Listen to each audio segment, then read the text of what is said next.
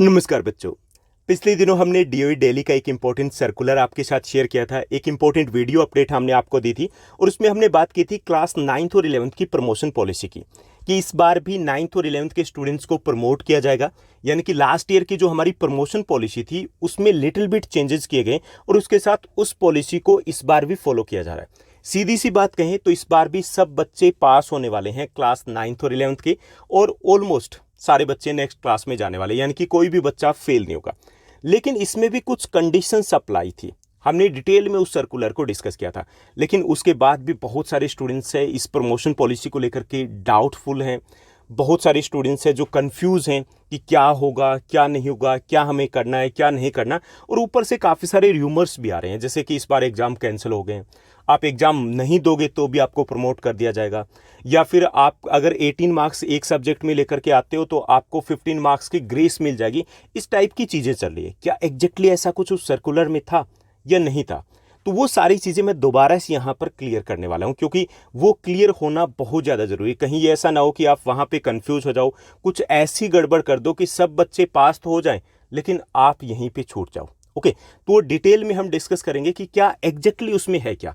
तो वहाँ पर वो काफ़ी सारी चीज़ें थी, हमने बहुत सारे पॉइंट्स डिस्कस किए थे। तो यहाँ पे हम सिर्फ वही पॉइंट्स डिस्कस करेंगे जो आपके काम के और जहाँ पर आपको फोकस करना है।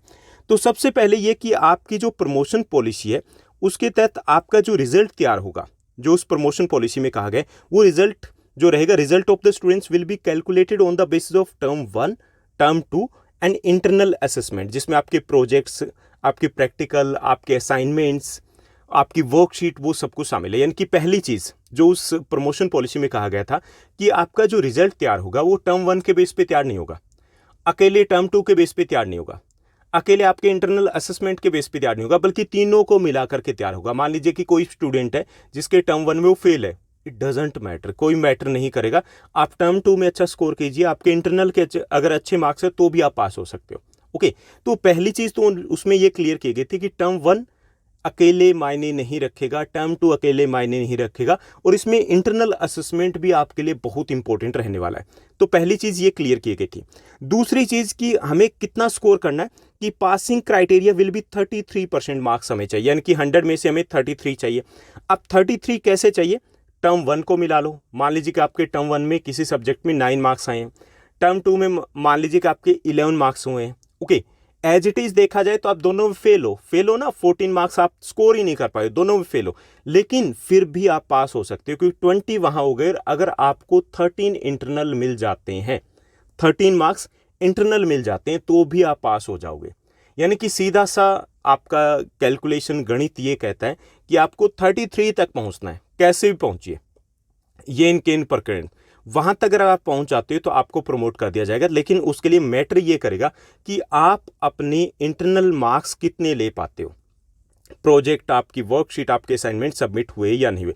और वैसे भी सिचुएशन ये कहती है कि ऐसा हो ही नहीं सकता कि आपके दोनों टर्म में ही किसी सब्जेक्ट में मार्क्स इतने कम रह जाएं। क्लियर? तो आपको 33 का टारगेट अचीव करना है, वो टर्म 1, टर्म 2 और आपके इंटरनल को मिला करके। अगर ऐसा हो जाता है तो आप पहुंच जाओगे। मान लीजिए कि अगर ऐसा ना हो, फिर भी आपके पास ऑप्शन रहेगा कि आपको 15 मार्क्स की मैक्सिमम 15 ग्रेस मार्क्स भी आपको दिए जाएंगे। ओके, अगर मान लीजिए 33 फिर भी नहीं हुए तो आपको 15 मार्क्स की ग्रेस मिलेगी, ताकि आप 33% पर पहुंच जाओ। हालांकि ये कितने सब्जेक्ट में, एक सब्जेक्ट में हो सकती है या फिर एनी नंबर ऑफ सब्जेक्ट में हो सकती है, यानी कि टोटल आपको 15 मार्क्स मिले। 15 मार्क्स आपके बैंक में है। क्लियर? मान लीजिए कि आप 2 सब्जेक्ट में फेल हो रहे हो, तो आपको एक में आपको चाहिए कि आप 26 पे हो, आपको 7 मार्क्स मिल जाएंगे, दूसरे में आप 27 पे हो, आपको बाकी की मार्क्स मिल जाएंगे, यानी कि सिर्फ प्रमोशन के लिए। क्लियर? यानी कि प्रमोशन के लिए आपके पास 15 मार्क्स आपके पास रहेंगे। मान लीजिए कि आप बाकी सब्जेक्ट में पास हो, एक में फेल हो रहे हो, आपके 18 मार्क्स आने, तो वो 15 के 15 एक ही सब्जेक्ट में आपको मिल जाएंगे, यानी कि टोटल आपको 15 मार्क्स की ग्रेस दी जाएगी। आप चाहे वो 2 सब्जेक्ट में मिल जाए, चाहे वो 3 में मिल जाए, चाहे वो 4 में ले सकते हो। 15 को 3-4 3-4 3-4 ऐसे करके, मान लीजिए कि थोड़ी थोड़ी मार्क्स आपके कम रहे तो वो 15 मार्क्स भी आपके पास है। तो वो ये काफ़ी सारे स्टूडेंट्स कंफ्यूज है कि सब सब्जेक्ट में 15 मिलेंगे, क्योंकि जैसे बहुत सी जगह पे ये दिया गया था कि 18 ले लीजिए 15 मार्क्स आपको मिल जाएंगे। ऐसा नहीं है, टोटल 15 मार्क्स है। एक सब्जेक्ट में 15 ले लीजिए तो बाकी सब्जेक्ट में आपको नहीं मिलेंगे, या फिर बाकी सब्जेक्ट में। लेकिन ये ऐसा नहीं है कि बच्चे अगर पास हो रहे हैं तो 15 मार्क्स नहीं मिलेंगे, ये सिर्फ आपको पास करने के लिए है। अगर आप फेल हो रहे हो तब आपको इसमें से कुछ स्कोर दे दिया जाएगा। क्रेडिट स्कोर है ये एक तरीके से। क्लियर?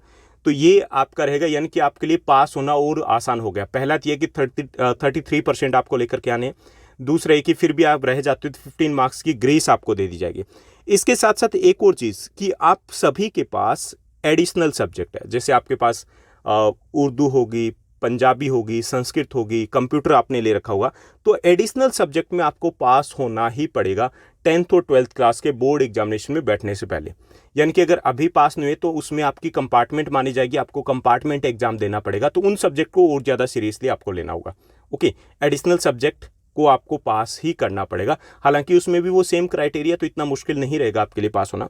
इसके साथ साथ जो ये प्रमोशन पॉलिसी है उसमें only language subject can replace language subject. यहाँ पे मान लीजिए आप 5 सब्जेक्ट, मेन 5 सब्जेक्ट में पास होना जरूरी है आपके लिए।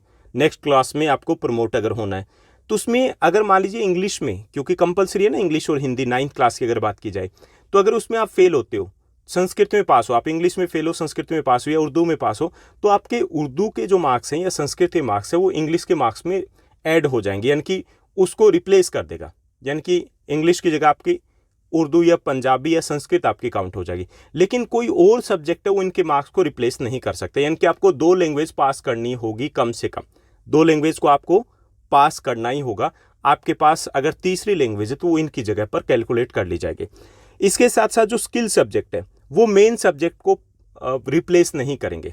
ओके, स्किल सब्जेक्ट मतलब जैसे मान लीजिए आपके पास ब्यूटी एंड वेलनेस है, आपके पास हेल्थ केयर है, आपके पास ऑटोमोबाइल है, आपके पास टूरिज्म है, इस टाइप के अगर सब्जेक्ट है। मान लीजिए आप साइंस में फेल हो गए, टूरिज्म में पास हो, तो उसको पास नहीं माना जाएगा। यानी कि आपको साइंस तो पास करना पड़ेगा, अगर उसमें फेल रह गए तो आपकी कंपार्टमेंट दे दी जाएगी। क्लियर?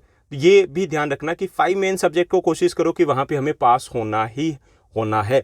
मार्क्स जब परसेंटेज कैलकुलेट होगी तब एक अलग क्राइटेरिया होता है, लेकिन अभी के लिए आपको नेक्स्ट क्लास में जाने के लिए मेन सब्जेक्ट को पास करना जरूरी होगा।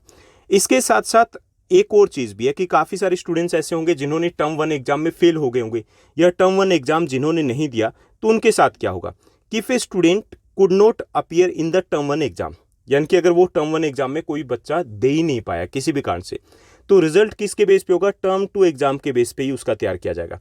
यानी कि टर्म 1 नहीं भी दिया है, डजेंट मैटर, टर्म 2 के बेस पे उसका रिजल्ट तैयार कर लिया जाए, यानी कि उसको 40 के बजाय 80% मान लिया जाएगा। लेकिन उसके लिए एक सॉलिड रीज़न उसको देना पड़ेगा, जैसे कि कोविड के कारण वो अपीयर नहीं हो पाया, या कोई मेडिकल सर्टिफिकेट है उसको देना पड़ेगा।